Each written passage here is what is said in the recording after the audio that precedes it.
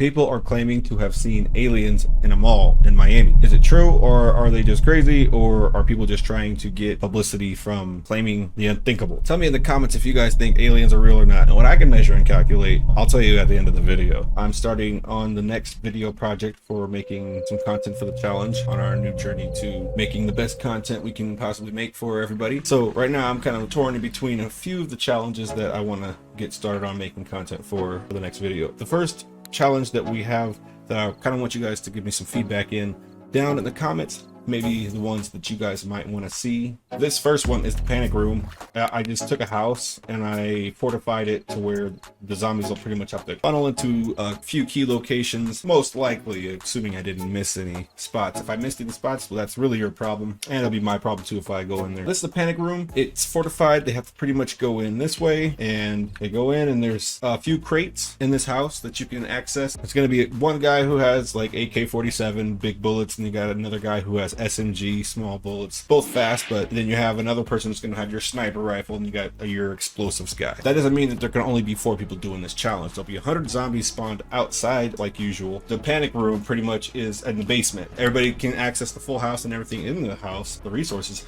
and then you guys go into the basement. Panic room's down here, close the door behind you like usual. We're going to make real content out of this challenge, but I want to get you guys' opinion. So you come into a panic room where everything is kind of up in here. So it's just this kind of room in here.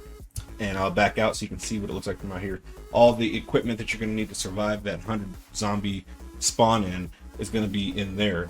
Only thing is it's kind of hidden. So we have the panic room, you guys, and then let's go over here to across the way.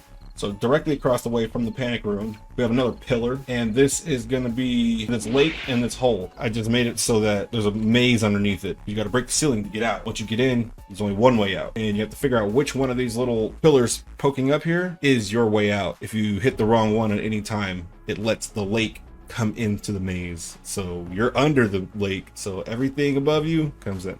So we got that one, and so we have the lake maze kind of thing, and we got the panic room. And we also have the bridge. I don't know if you guys remember the bridge, but we talked about it a long time ago. And the bridge is way over here. Not going to explain too much about it. It's pretty self-explanatory. You guys can see that the bridge here, you will be equipping yourself in the armory. You'll go to the bridge and you'll defend it.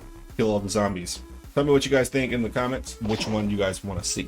I don't believe in anything. You can't make me believe in anything. You can help me to understand and come to my own conclusion by showing me how to measure and calculate any situation. For me, as a measurement based on my own perception and my perspective from my position, I can calculate that human beings are most likely not alone in the universe. So therefore, there are probably other biological entities that are not from Earth that exist, aliens. I do understand and can perceptually calculate that Earth likely has encountered otherworldly beings in the past, if not even today. I say this because humans have been writing about it ever since humans can write. The first things humans ever wrote down was that otherworldly beings taught them how to write things down and then taught them how to farm. So humans have been telling these stories forever, and it doesn't really matter what you think about it or what I think about it. Fact is these stories survived throughout history for some reason. Now for the aliens in Miami and what conspiracy theorists might bring to your attention, there is a conspiracy out there known as the reptilian conspiracy.